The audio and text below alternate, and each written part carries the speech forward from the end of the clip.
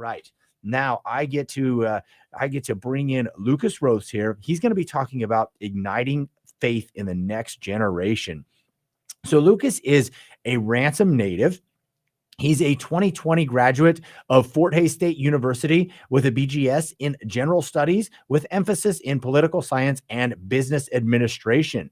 Lucas worked for Divine Mercy Radio as an underwriting representative before moving to Dodge City to teach theology at Sacred Heart Cathedral Catholic School. Lucas also spent the last year as the director of campus ministry for the Como Catholic Campus Center here in Hays. How you doing, young man? I'm doing well. How are you doing? Good, man. I feel like I take up way too much of the guest time, but it's for a good reason, because we got to get all those out there. And while I am talking, I want to congratulate Seth Staub. Way to go, Seth. Nice job, young man. Good family there. All right. Way to listen to us. Way to put up with us. And congratulations on winning that trivia question. Question was, how many books of the Gospels are there? The correct answer is 4. Matthew, Mark, Luke, and John. All right. Good job, Seth. We'll get you put in that drawing. So be listening at the 6 o'clock hour for that drawing. Just continue listening all the way through this and you'll make it. Call 785-621-4110 for your pledges. All right. So Lucas, we had you in here a year ago and you were just getting ready to start this job. Yes. So kind of the beauty of it now is you've done it for a year and you can give us some insight into this. What have you noticed over that year? Has your role changed? Has it stayed the same? What are some things that you didn't expect? How have things gone? There's all kinds of ways we can go. Oh, yeah. Yeah. No, I would say my expectation for the position was a lot of working with students, and that's exactly what I do. During the summertime, in this upcoming, Christmas break, I will be bored because most of what I do has to do with the students. I have plenty of planning to do and things to be ready for the following semesters, but the one thing I wasn't really expecting was the amount of logistical work, which is such a beautiful thing that I get to do for the students. I work specifically with the student leadership team. So we have 8 different student leaders that occupy different ministries, including like our music ministry, our food ministry, which I think is the most important, and most people would agree. But they all take on different roles and different responsibilities. And so I get to kind of be behind the scenes. I get to help them perform the events, the different tasks and different things that they do to help perform their ministry. And I really enjoy that. One, because when I was here at Fort Hays, we didn't have that. We didn't have paid staff. We had Father Fred as our chaplain for the first 3 years. We had Father Brian and Father Ryan for my senior year. And, they did everything they could while also running a parish. Yeah. And so now we have Father Andy, who is wonderful, full-time chaplain. And we have myself and Sandy and Jana, like having a full-time staff. Like we get to do so much more because we have the infrastructure, the help to be able to help the students do the things they want to do. And they want to do awesome things. So it's so good to be able to help them with it. That is awesome. Can you give us some insight into what are some of the events that the young people are putting together down at the campus center? Yeah. So normally at the campus center on a weekly basis, we have our Catholic Tigers nights on Wednesday, and those kind of rotate what we do. One Wednesday a month, we'll have a speaker come in. We've had people like Joe Heschmeyer so far this semester, and we'll have him again in the spring to do just question and answer, basically Catholic Answers Live, just at the campus center with our students. We have had like Sister, now I forgot, with the Lincoln Sisters up in Beloit. I wouldn't know the name. Okay. I apologize, but that's okay. But she came down and spoke, and we've had Father Joshua Worth come and speak and all those. But so we've done that. We also do ABC night, Adoration, Benediction, and Confession.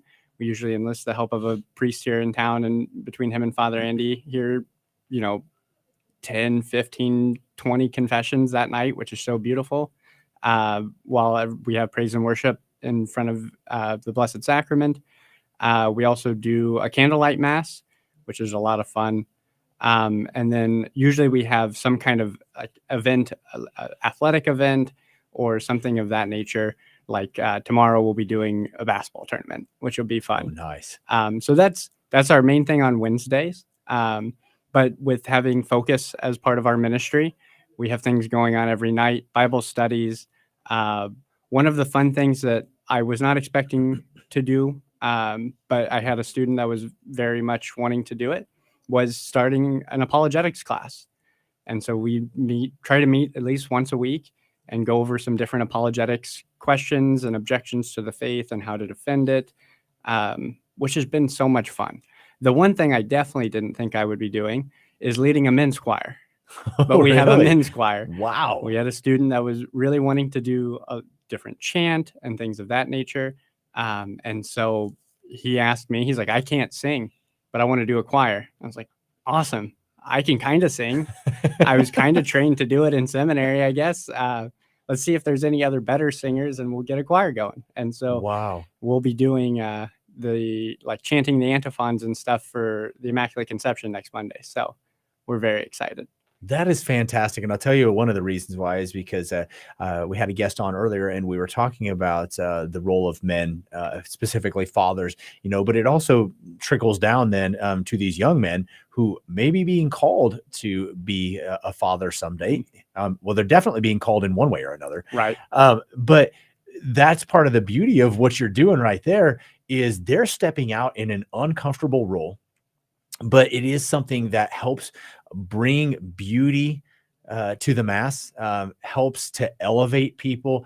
And these young ladies are watching these young men step out in a leadership role. And ladies, that's what I would say is that's one good trait of a good husband is, are they putting themselves in leadership roles so that they can help bring about God's kingdom? Yeah. Especially in a way that for some of them is completely uncomfortable. Yeah. I mean, we have probably 3 or 4 guys that when we ask them to be part of the men's choir, they're like, we don't sing. We've never sang. We have no training in singing. Well, we don't like to sing. And they're like, but we'll do it. Wow. And they've done it. And we taught them how to sing low and carry a bass part. And it's been so much fun. So much fun. That is fantastic. You're listening to Divine Mercy Radio's Fall Carathon Light in the Darkness. We've got that Fall Carathon goal of $125,000. As I've said before, we do this twice a year, and this is how we bring in most of the funds we need to pay our employees, to keep the literal lights on, to keep the broadcast going.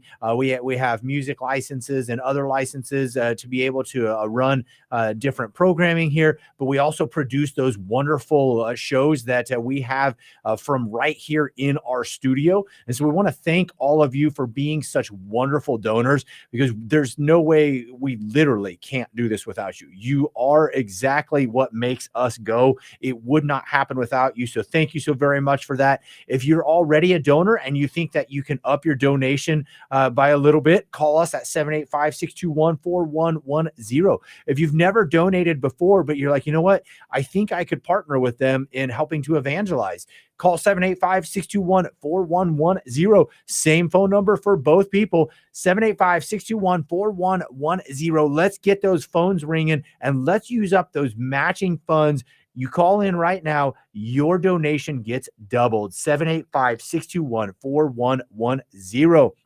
We have a very special guest with Lucas Roths in here right now. He is the director for campus ministry down at the Como Catholic Campus Center. As anybody who knows, who has experienced the campus center or hears anything about it, is you guys are killing it down there.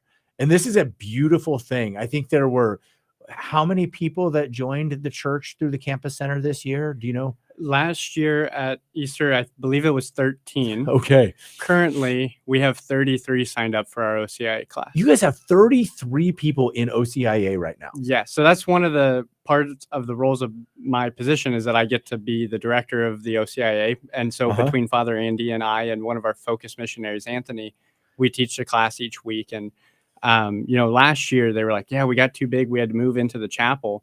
And I was like, oh, great. Hopefully that's a problem we have this year. we're Yeah. darn near filling the chapel between, them coming, they're bringing who they want to be their sponsor, or for some of them, it's because they're getting ready to get married. And so they want to join the church Wow. in preparation for marriage. They recognize the importance of, having a one faith household. And the thing is one of the beautiful things I got to do was meet with each one of them individually before we even started classes.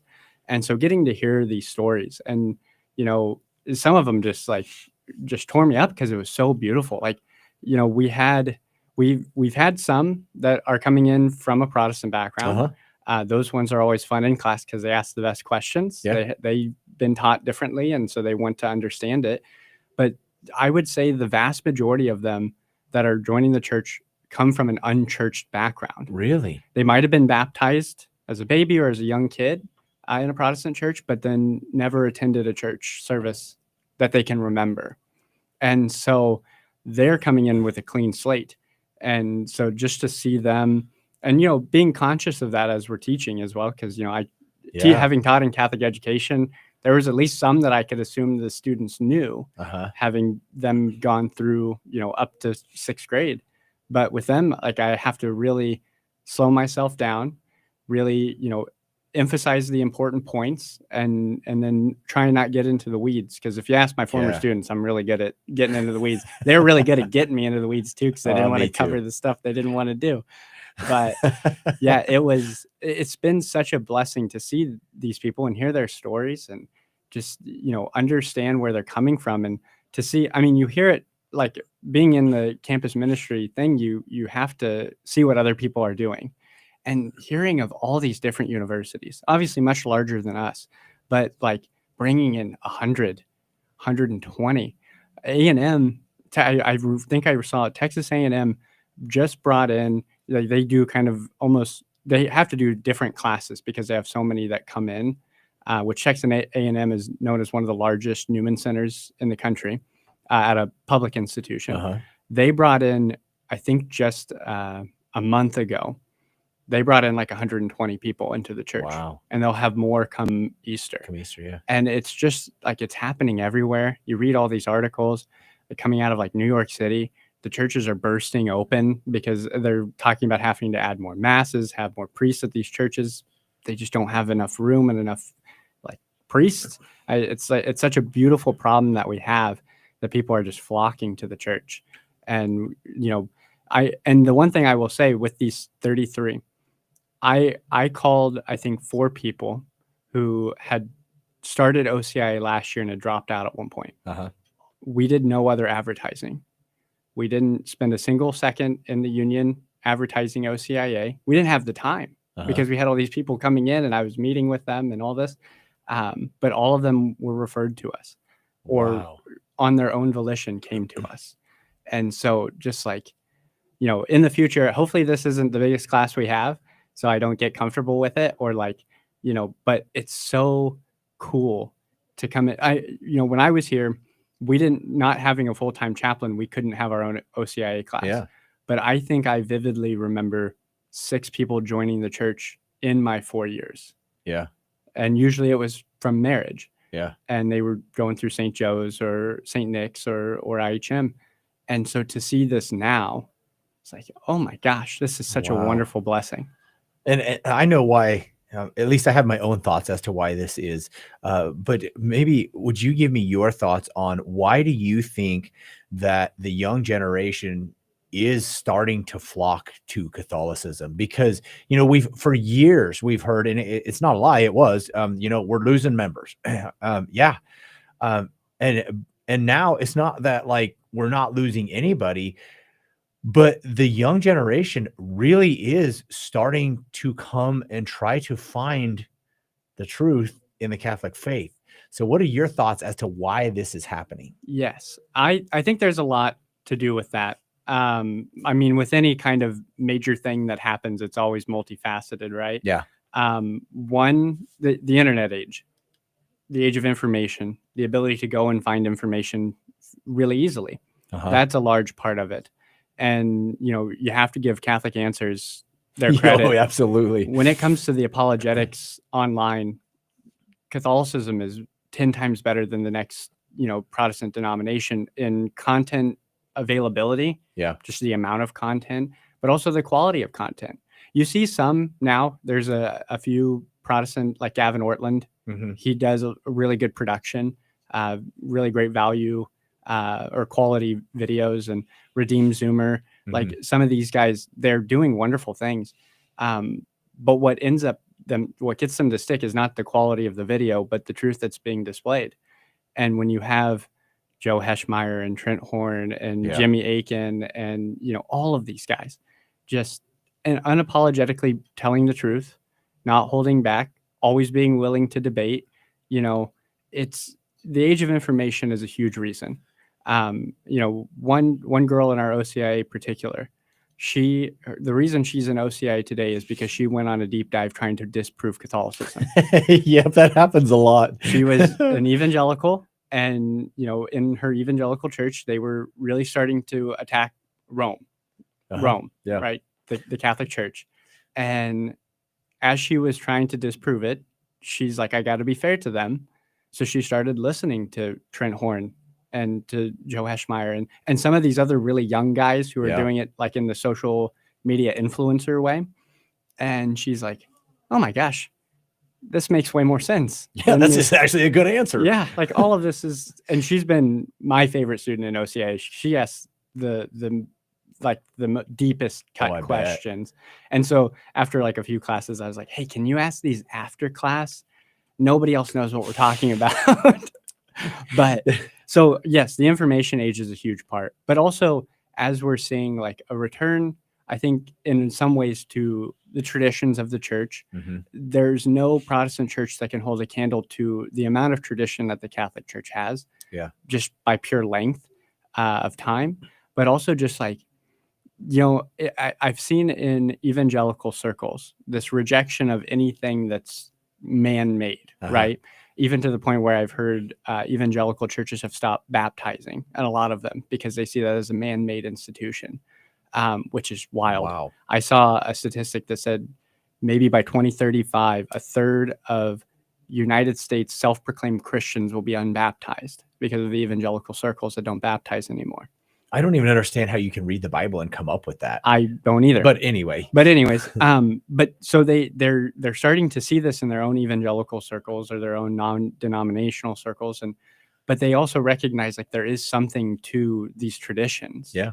And so every time we talk, like we just had a class on the rosary, and they're like, wait, so you're not just like repeating like you're actually meditating with this? It's like, yeah, why would we just repeat prayers? And this is scriptural, and all of this, where you're actually meditating on scripture. It's like, and they're like, oh, this is kind of great.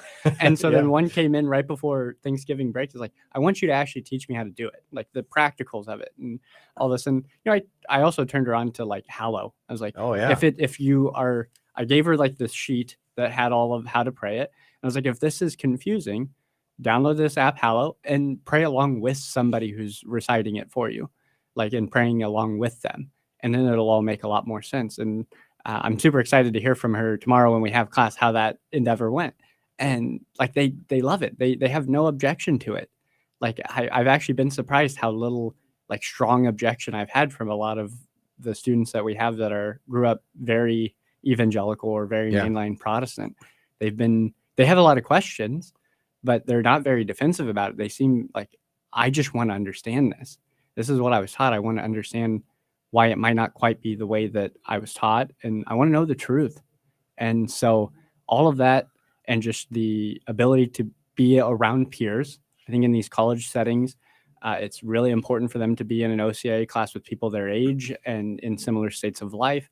It makes sense. I mean, that's why we do college ministries. That's why we don't make all the parishes just have their own college ministries. You want to have one where it's dedicated to that. And so they feel there's a comfortableness, like they feel comfortable being there, and having people who can dedicate a lot of time to it and just teach them what they've always been yearning for, but haven't been getting it. So I think a lot of that, being able to get that online, having the comfortableness in the place where they already go to school and all of that, and the traditions, all of it just is starting to make sense. And, I think for some time, or at least me growing up, like some of the different kind of smaller T traditions were not super emphasized. And then when I got to college, I found all of them, it seemed like, all at once. And I was like, oh, I'm overwhelmed with how many cool things there are to do in our faith. And then finding those ones that stuck. And like for me, like the Jesus prayer of like the Eastern Catholics, love that. I pray that all the time. It's my centering prayer in our holy hours. And like, and that's what I want to help with them, is like just giving them all of it and just saying like, now with the, with these devotions, you pick what brings you closer to Christ. Like, we as Catholics are not telling you need to do every devotion. Yeah. But find the ones that really speak to you. And, kind of like St. Paul says of like, take everything in and then get rid of anything that offends the soul, even though no devotion really offends the soul, but some enlighten the soul more than others do. And so find those and just have a relationship with Jesus. That's what we want for everybody who walks through the campus center, not just our OCIA, but everybody. So wow, that is fantastic. Going to take a really quick break here.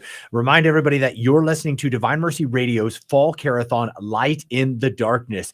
We are on doing this carathon, which we do twice a year, once in the spring, once now, so that we can do everything we need to do to make sure that we're putting out the content that everybody likes, but also putting out the content that is going to speak to anybody who may happen upon our station, anybody who needs Jesus's message proclaimed to them, they're going to get it. And that's what you do in partnering with us. When you call in and give us a donation, we take that donation and we make sure that we are doing everything we can so that these radio waves are hopefully helping to save souls. That's the whole mission of the church. That's the whole mission of this radio station.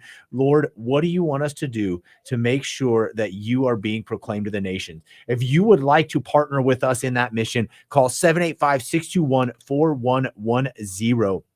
That's 785-621-4110. Also, hang with us because we're having an amazing conversation with Lucas Roths, and we've got another trivia question coming up, but not just yet. You're going to have to wait a little bit. All right, Lucas, we're talking about your campus ministry here. What are some other things that you notice are some spiritual needs that these young folks have? Yeah, I see it as not much different than my time in college. We have a million distractions. Yeah. We have a million things that we like, and not even like phone. Like phone is obviously one of the biggest ones, right? It is the drug that we're all addicted to in some way, shape, or form. But even like one thing that I really focus with students, I see a student, they're stressing about schoolwork. They're stressing about this project or another, or they're stressing about a job that they either want to get because they're stressed about money and all these, and helping them, one, like rest in the peace that Christ wants to give them, trust in him, know that all things come to good for those who trust in the Lord, as St. Paul tells us, and don't neglect prayer because of that. And, one time actually pretty recently, as I was getting ready to prepare for a men's choir practice, I walk into the chapel and I was kind of practicing on the piano, kind of get the tune down and all that kind of stuff. And halfway through, I recognized, oh, there is a student that fell asleep in the chapel. And God bless her. She is one of the hardest working students I've seen. She's in the nursing program, and that is just grueling. It is so much. They expect so, but that's also why Fort Hays has one of the best nursing programs in the state, maybe in the region. But like to know that she knew she needed to pray. And as like St. Therese constantly, and St. Catherine of Siena, I think also talked about like falling asleep in prayer and in the busyness of the cloistered life and the exhaustion. Is like to see her be able to like just rest with the Lord was beautiful. Like, and know that like her attempt at prayer, she knew prayer was so important. She needed to be there, but she had just gotten done with a clinical and an exam and needed to go study for her next exam and next test and all these types of things. But like encouraging those students in that, like prayer still takes precedence. Like, are you building a relationship with Jesus? Are you coming to know him personally? Like the sacraments, obviously. And luckily our students have a really good grasp on that and like seeking the sacraments. And we have confessions available pretty much daily at the campus center. And so many people avail themselves of the sacrament there, which is such a beautiful thing. I know that's where, for me, like, growing up, went to Catholic school through 8th grade. We went, like, as a school, we went to confession once a month minimum. Then in high school, I saw it more as something I did because I went to Catholic school and not something I did because I was Catholic. Yeah. And I preached that to my middle school students when I had them, because we didn't have a Catholic high school there. And so they were moving on. And so I constantly would remind them, we go to confession, we go to mass because we're Catholic, not because we go to a Catholic school. There you go. And like this, the students here recognize it. And I don't know if they realize it yet, but I realized it very quickly. That luxury is not always there. Like, you move places that don't have a daily mass that fits comfortably in your schedule, or confession times throughout the week and not just on Saturday evening, or things of that nature, like to help them recognize the great blessing they have now and help them desire it to the point where when they get to a point, if they move back to their tiny little town to be on the farm or something like that, and their priest isn't actually living in their town, they're in the town over, and the priest has to come over to take every advantage they have of receiving the sacrament then, and not to get, upset or despair because they don't have what they had, but for them to recognize the great blessing of the campus center now, and to take that desire wherever they go, to want to continue to go to daily mass, to work their schedule around going to daily mass. That was something we always talked about. And Father Andy and I have talked about this as well, is like, I noticed it for myself, and I noticed it for a lot of other people at the campus center when I was there. The moment I recognized I was bought in to living out my faith, to being in a personal relationship with Jesus, was when I started planning my day around daily mass and not daily mass around my day. Yeah. And that I see that for a lot of our students as well, where, I'm not going to be able to make, the 5:45 p.m. mass at the campus center. Guess I'm waking up and going to 6:30 at St. Joe's. Wow. And so many do. Or, Father Andy, being with the vocations, he's gone some weeks and we don't have daily mass. Yeah. And the amount of students I see at 6:30 at St. Joe's it's just breathtaking. It's like, yes, they desire it. That's beautiful. And so the spiritual needs are being met in a lot of ways. A lot of the places where still the growth is, and especially for some of our new students or ones that, are still giving their life over to Christ, is just one, that trust, right? The faith and trust and hope in what God has in store for them.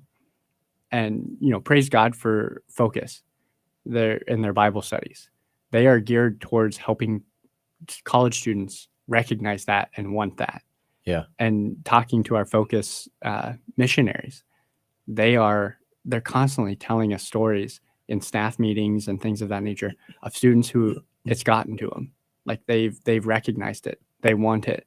They desire a relationship with Jesus now, even over whatever great things are going in their life, or this next internship or whatever it might be. Like, it's such a beautiful thing to see. It's such a beautiful thing for us to get to witness. And, I know for myself, and especially for like Sandy and Jana in the office, when they see it, they're just like, they're in awe. Yeah. That college students are doing this, and that they want to do this, and they want to give their life over. And for me, in my own way of like seeing that as like a reflection of my time as well, like, man, I'm so glad this is happening. Yeah. So, yeah. Wow. That is beautiful testament. I'm going to break in here really quickly because we're going to do a second trivia question. And as we're talking about the younger generation, this is only for the younger generation. So this is for those people 16 years of age or younger. If you want to call and get your name into the drawing, which we will draw within 30 minutes, call 785-621-4110. Here we go. Who did God give the 10 commandments to? Is it Joseph, Moses, Noah, or Abraham? Who did God give the 10 commandments to? Is it A, Joseph, B, Moses, C, Noah, D. Abraham. Call 785-621-4110 with your pledge, and then hand the phone to your parents and say, Mom, Dad, make a pledge. 785-621-4110 to answer that question. For your parents to give a pledge, 785-621-4110. Parents, help us to keep chipping away at our total goal of $125,000. I know that we've raised over $30,000, I think, today, or close to anyway. So please help us to continue getting to our goal.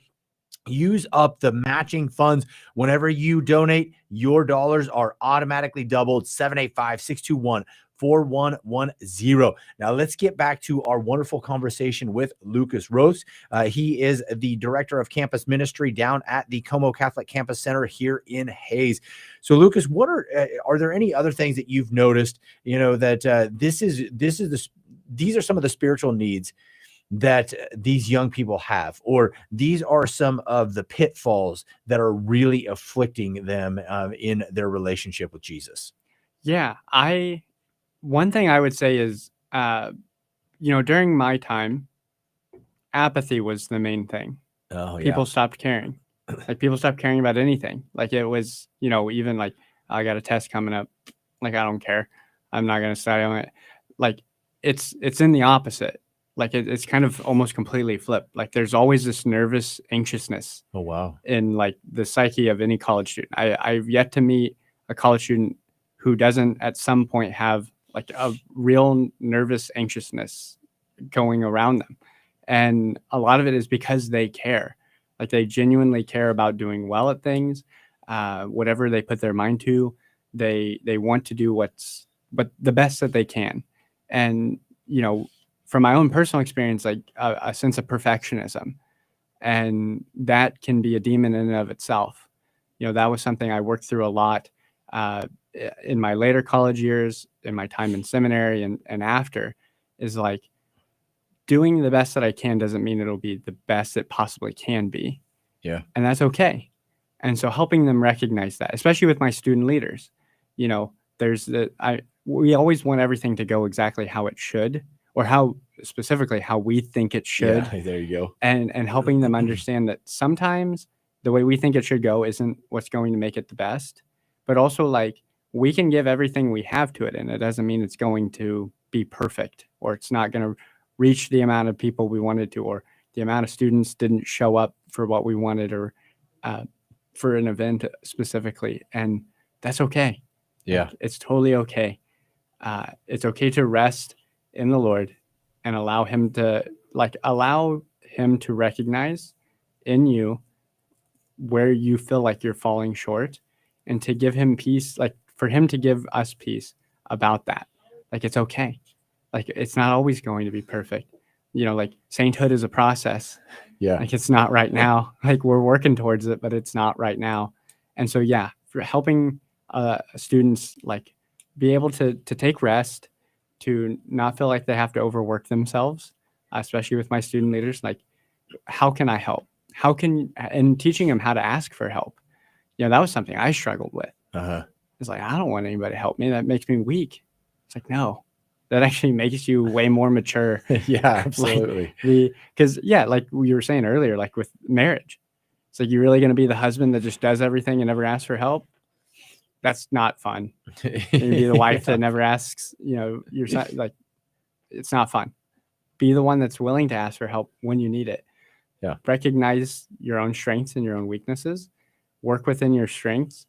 Work at your weaknesses, but also bring people in to help you in your weaknesses. But that's one of the things when we pick out student leaders that we're very conscientious of, is what are their strengths, and do they fit a strength that somebody else might have a weakness?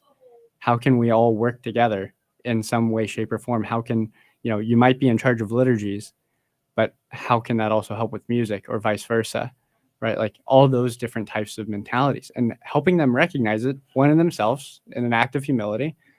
I'm weak in this spot. I have to do that in the office. It's like, remembering things. That's not me. I don't remember things. Everybody needs a Sandy.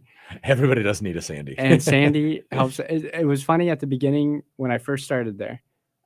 Sandy would remind me of things, and she was doing it courteously. And she's like, I not doing this to be mean. I'm not trying to or be, to nag you or any. I'm just reminding. And I was like, Sandy, if I'm ever upset about you reminding me of something, hit me because that's dumb. I need you to remind me. I appreciate when you remind me. I thank you and have gratitude in advance for everything you'll ever remind me of because I'm very much, single mission at a time. Me And so too. if I'm working on something Yep. and something else comes up that has a higher priority of, needs to be done now, I'm going to forget about that other thing I was working on. Yep. And she's wonderful at that. And I recognize that. And I help her. She helps me in that respect. But part of that was, I think if I would have been, curt or, Yeah. whatever, when she first started doing that, she wouldn't do it for me anymore. Yeah. And then they would just be bad. Yeah. Like then things would be forgotten and things would be overlooked and that would not be good for the ministry. And so I recognized in myself, I forget things. Ask my mom. I was really bad about it as a kid too. And so, yeah, I just needed those reminders and she's really good at that. She'll tell you her mind's going, but I think it's still a steel trap. She remembers things all the time. And that's such a wonderful blessing that we have her and that she can, receive from me in ways and I can receive from her in ways. And that makes the ministry work better. And that's what we want. Yeah, I'm glad to know that I'm not the only person that does that. My kids would, if they're listening right now, are going, "Yep, that's what Dad does too." Yep. I'm very thankful for Google Calendar for sure, and that my wife created it so that I can share it. So then, when you're talking about, well, I sometimes forget things. Well, some of those things, because like you said, are because, oh wow, this is really important. And so maybe one of those important things are. What are some things that you have actually started within your ministry that maybe you didn't see at first? You mentioned some of it, like starting with a singing group for the young men. Are there other things too that came about that you're like, wow, that really needs filled, so we need to do something here? Yes. So one thing, as I was beginning in the summer and all that kind of stuff, we did have students that were still around. And, during the summer, Focus has a lot of training things. They're not on campus for a lot of the breaks. And so one thing I recognized was like to fill that formation, that intellectual formation, Bible studies and that kind of stuff, which was super fun for me. And it continues to be fun for me because I basically took something that I did while I was teaching. And so when I taught every Friday, we did what I called at that point scripture literacy. And we would read the Sunday Mass readings. Yeah. And I had done a lot of prep. I had a few different resources like Dr. Peter Krafs and Dr. John Bergsma and some other, the Pillar podcast has their Sunday school with the Dr. Scott from St. John Vianney, and just was learning about the Sunday Mass readings to the point where I could, kind of give the students kind of a long lecture, helping them understand, at least the first, second, and gospel. Mm-hmm. And I loved doing it. It was my favorite class every week. The students had to fill out a worksheet and everything for it. So sometimes they didn't love it because it was some of the most homework they had to do in my class. But like, I got to bring that with me and help kind of fill that void, especially during the summers and during breaks when students are still around, but we don't have Bible studies running. So that's been really fun. And like I said, this apologetics class and other things of that nature. Also just like helping out with tailgates, like that's been a lot of fun for me. Like we didn't tailgate as, Catholic disciples at that time when I was there. We didn't do that. Like we just show up to the game sometimes. Sometimes we had one of our friends was on the football team and his parents had a tailgate, so we'd show up there.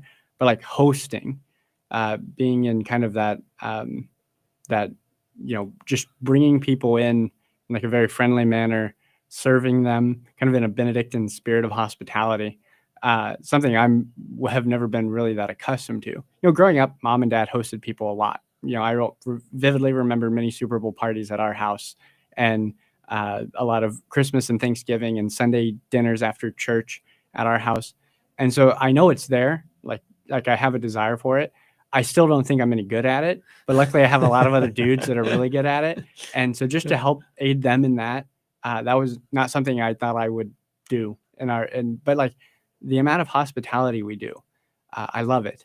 It brings people in, it gets people in the door. If you want college students to show up to something, offer free food. Oh yeah. And I think a lot of people's journey in their relationship with Christ started over like a Friday morning breakfast after mass at the campus center, or coming to a tailgate, or coming to a back to school barbecue, or something of that nature. And those are things I didn't assume I would have a whole lot of help in. And probably some of my student leaders are like, you don't help that much with those, but I try. Sometimes they reject my help. In fact, I heard recently, we had our Halloween party. That was one of our events. And I kept telling the girl who was in charge of planning it and all that kind of stuff, I was like, whatever you need, any help, like, I know you have your friends and that kind of stuff that will help, but any help you need, just let me know. And one of their friends eventually told me, she spent more time thinking about what to tell me to help with that it actually made it worse, because I wouldn't stop bugging her about like, hey, give me something to help with. Like, I want to help. I know this is a lot for you and I want to be there to help. And yeah, so it seemed like she spent more time trying to figure out something for me to do than actually planning. So I felt bad about that when I heard about it later. But no, yeah, a lot of those types of things are things I wouldn't have expected to do. But in the future, we're continuously we're getting ready to bring on almost an entire new leadership team. A lot of our leadership team will be getting ready to graduate.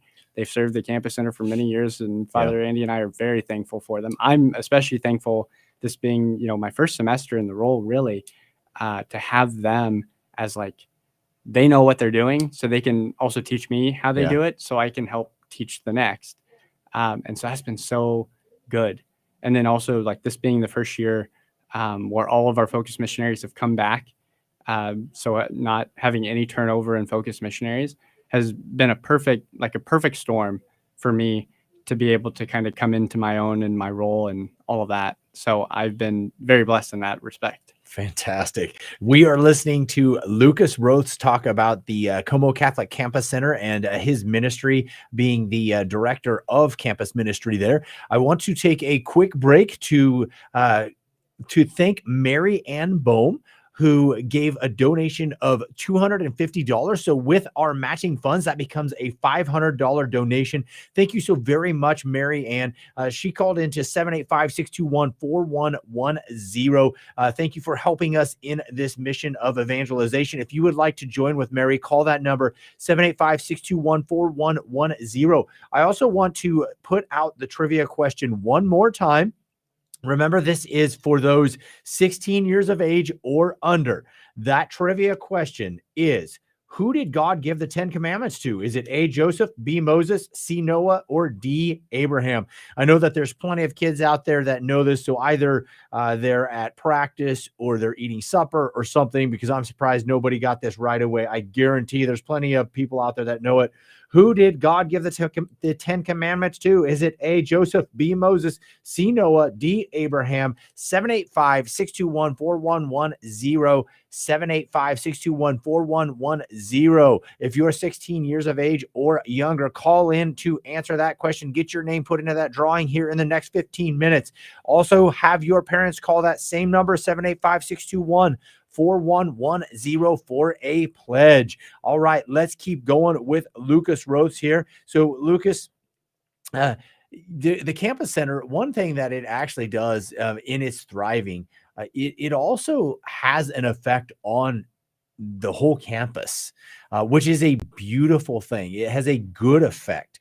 But what are some of the ways that you see the campus center itself serving the wider university and even Hayes as a community? For sure. One thing that's been really cool to see, one of the things that I also help with is welcoming in new freshmen, or if there are high school seniors or juniors that are taking campus tours, they can put on register when they do their registration for the tour, put the campus center down as the place they want to see. So I get calls and emails from parents and prospective students. And the thing that has been so cool for me to see is a lot of these people, a lot of the parents especially, either they went here and they want their student to come here, or they've seen us on social media. They've heard about how great the things are that are going on at the campus center, and they want their child to come to Fort Hays State because of the campus center. And so in that way, and this is something that's even recognized by some of the leadership at Fort Hays State University, is that we are a draw to the university, Yeah. just in ourselves, which is awesome. Like that's something that, I know when I was trying to pick out where I was going to run in college, Fort Hays was at the top of my dad's list because of my brother and because he had Father Fred at the campus center when he went to school there. And so I had a lot of offers from different JUCOs and stuff like that. But the second Fort Hays offered me anything, my dad was like, go that way. There you go. And so like that has a lot to do with it. And not to mention, President Mason has recognized a lot of the times like that she really appreciates having us as a place where people can go and join in community. That's one of the post COVID college experience lacks community in a lot of ways. And it had to do, and all of these students at this point were not in college when COVID happened. That happened my senior year of college. And so like they don't even have an experience of college with that. But I know after it happened and after the shutdown and all that, it was really hard for the campus center to get people to come back. There, all the different rules and things that they had to follow. Yeah. And they'd like, I'll just stay in my dorm room. I don't have to do any of that stuff. But so there is a recognition from the university of the community that we have. And being one of the largest student organizations on campus, with registered students and weekly attendance and all that kind of stuff, there's a profound recognition from staff, from administration that there's something good happening where we're at and being right next to campus, but that it's leaking into the classrooms, it's leaking into other student organizations that are being started, and it's just creating a more cohesive community inside of Fort Hays as a whole. Now, and for the greater community of Hays, one of the things that is so cool to see, something I didn't really maybe put my finger on when I was there, was community members that come to Mass with us on Sundays especially, but also during the week. And them seeing how many students are showing up to Mass on Sunday and the reverence that they have at Mass, and them lecturing and serving and being extraordinary ministers of Holy Communion and singing. But, one thing that I heard today, as we've had, doing our I Give Catholic and stuff as well, we've had people coming in doing their, last minute, donations and stuff. As so many of them are saying like, one of the best parts about going to Mass at the campus center on a Sunday is hearing Father Andy announce what's going on at the campus center that week for college students. Oh, wow. They love to hear that the faith is alive on campus with the young people. And it has a profound impact on themselves. Like, oh man, these college students are taking this very seriously. They are doing things very seriously here. Not so seriously that we're not having fun. We're having tons of fun, but like that means something to these students. And that in our community members are very much like a positive influence on their own spiritual life, on their own want to, go and volunteer and be a part of other things in their own parishes as well. Because a lot of the times, a lot of our community members are at like our 6 p.m. Mass because they were either coming back from out of town or something of that nature and needed to go later in the evening. And they're just like, wow, there's so many good things happening here. I want to be a part of that. Like, I want that for my parish. I want that for my community. I want that for my family. And so, just today we were kind of reflecting on this with the campus center. So not so much right now, but just historically speaking, we have 2 DREs of parishes here in town that are Fort Hays, a pastor, as well as other positions in our parishes. And, in different ministries here in town or in the diocese, Fort Hays grads. That, like myself, didn't get a theology degree, but got something out of Fort Hays that made them want to serve the church. And it's such a beautiful thing. Like, one of the best parts of my job is every day I have to walk by our vocations board and see all the priests and all the religious sisters that have come from the campus center. and the current seminarians. And Wow. it's like, wow. Yeah, Like, that is really cool. There is a lot of good being done at the church in Western Kansas and some in Eastern Kansas and Southeast Kansas that was jump-started there at the campus center. And I'm sure there are many more to come. Father constantly is telling people, pray that we get more women religious vocations out of the campus center. It's been a while. Awesome. We need some more. Awesome. Wow. Well, thank you so much. Here in the we've got a few minutes left, and then they're going to come in and do a drawing. What is anything you want to leave us with about what's going on? Maybe about fostering vocations, whether that's to the married life, religious life, or whatever it is for these young people, or anything else that you think is important for us to know in the last couple minutes. For sure. Well, one, thank you to Divine Mercy Radio. This has been really great to be able to come in and talk about all the beautiful things that are happening at the campus center. As far as discernment goes, it's really beautiful getting to work side by side with the vocations director for the diocese.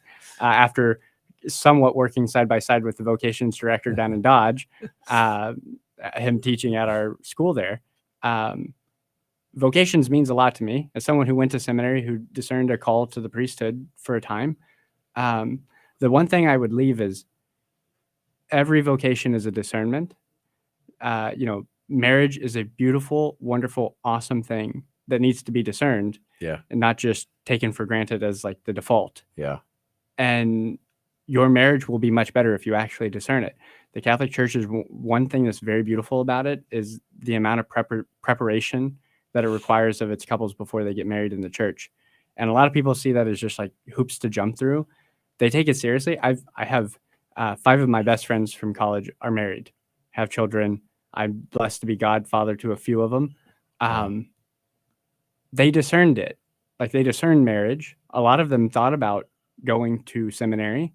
And like, if you're a young boy or you're a young girl, don't take marriage as like the default. Yeah.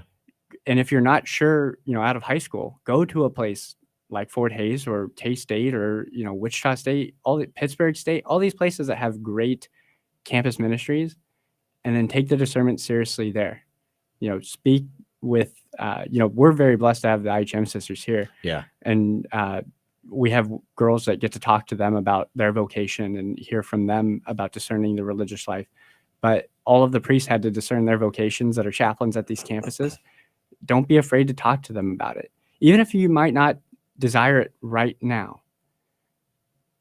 The worst that will happen in taking seriously a discernment to seminary or to a convent or something of that nature is that you'll come out with a better respect for it. Yeah, really.